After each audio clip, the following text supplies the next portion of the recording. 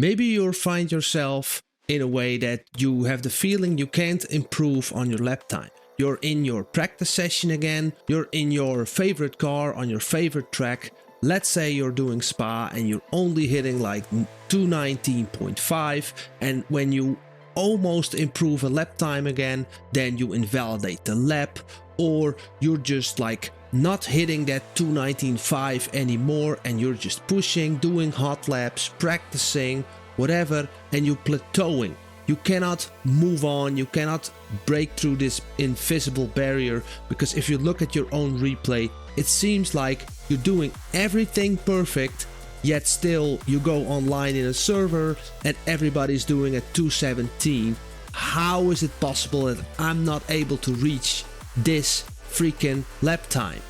In this video, I'm going to try to explain how do you actually get there, because I am convinced if you can get a 219 on Spa, you can also get into a 217. It is possible, but there is a process. There are steps you need to take, because there's some acceptance you need to consider. You need to, at some point, you need to go to accept that you have a certain limit on a track with a certain car, with a certain setup, with a certain way you're driving.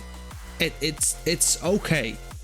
Important to note is that you don't dwell and stick on this like zoomed in way of practicing, because a lot of times when you're in practice mode or hot lap mode, it can really feel like satisfying to like chunk off a little bit of that lap time again, but it's actually very hard to do it like that. You actually need to go into races, and not like the races on your favorite track, but you actually need to challenge yourself and go on new tracks, because if you go on new tracks, you're gonna learn so much more. And if you're gonna be in races, you're gonna be doing like getting so much more experience, and then somehow later down the line, let's say 3 months later, you're on your favorite track and car again, and you will find a better lap time after this. So I'm gonna explain a little bit of like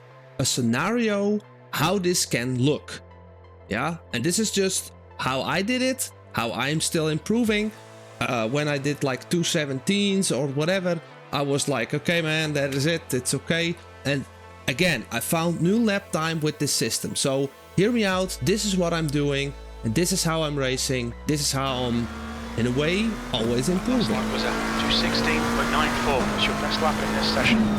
To show you what I'm talking about here, this is my ELO rating on low fuel motorsport, and it does kind of look like a crypto chart, and I do have my like horrible moments in sim racing, so it's also important to note that it is not gonna be always this beautiful and shiny, but I just want to show you that there is like a way up into it. So also for the safety rating wise, every time I when I hit 9.9 something happens. So yeah, it isn't always super clean, but I also want to show you these stats, where I'm coming from, how much races I'm doing. I am a little bit of a low fuel motorsport fanboy, but obviously you can do this with different communities. I know there are a little different ones. I would just do the next thing. You want to stick to a schedule. So let's say I really like the 45-minute races at the moment, and I'm picking one car. Now this is like how much, like 12 weeks, so like 3 months of racing. You're gonna pick a certain car that you feel comfortable in, and you're gonna do all these tracks, 45-minute races. Now if you're a super beginner, you could also pick the sprint races, but I really feel like with the 45 minutes races you can get some consistency, and you're gonna put in some laps. So if you're a super beginner, I would just do, like, let's say you have from Monday till Sunday, you have all week to do these races. I would just go from Monday till Friday, maybe 2 nights in like 2 nights or 2 days I would practice, and then I would go into races. I would not stick with practice only, because in a race you're gonna learn so much. I mean, the different lines you need to take, you're gonna find lap time, you're gonna see your delta drop down certain weights. There's so much knowledge that you will gain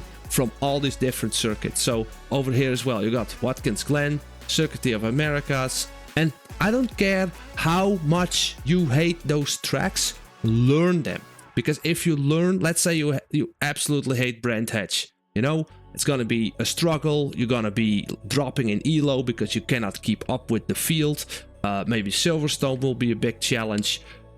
This is what sim racing actually is.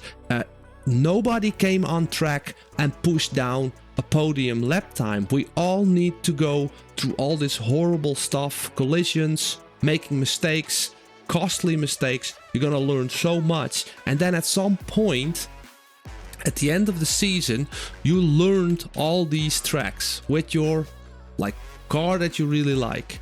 Now then, when the next season is coming up, I would advise you to go for another car where you also maybe are a little bit like struggling, or also you could be a comfortable car. I believe everybody will have 3 favorite cars in Assetto Corsa, but you can use this for different sims, obviously, as well, different divisions, whatever. And then I would just do the same. You're gonna learn your car, you're gonna learn your car setup, you're gonna do all these tracks, but then the next season you're probably gonna know a few tracks, yeah? And you're gonna feel like, hey, maybe I'm improving on lap time, yes or no. But what I found, especially I did like this is my 6th season on LFM, and what I found is that on some tracks, let's say Brands Hatch, I believed I did like 24 lap time, like this was my record, and then like after a half year I come back at Brands Hatch and I'm almost getting into like a 23.1 lap time. So there was 9/10 off the table. Like how can I be so much quicker on the track all of a sudden? And it is for a lot of different tracks. I remember on Silverstone I could never get under 2 minutes, and now I'm like, on a good day I can get into 57 lap times. Same for the Nürburgring. I used to struggle, I could not get below a 57. Now in my favorite car, let's say in the Merc, I can get into 53 lap times.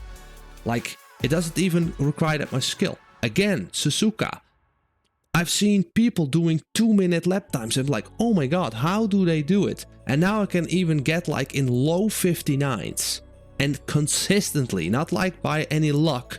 It's happening quite a lot of times now.